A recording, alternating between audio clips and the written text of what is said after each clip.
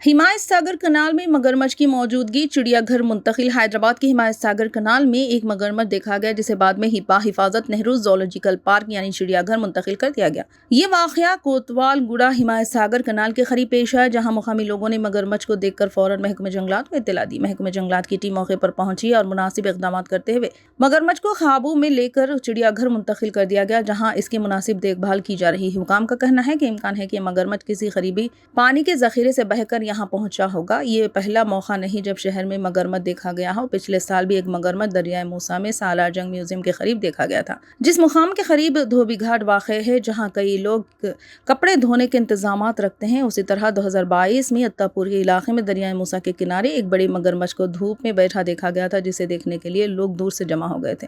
2020 में पुराने पुल के करीब भी मूसा नदी में मगरमच्छ देखा गया था। फिलहाल हिमायत सागर में नजर आने वाला ये मगरमच्छ चिड़ियाघर में महफूज तौर पर रखा गया है, जहां माहिरीन इसकी निगरानी कर रहे हैं।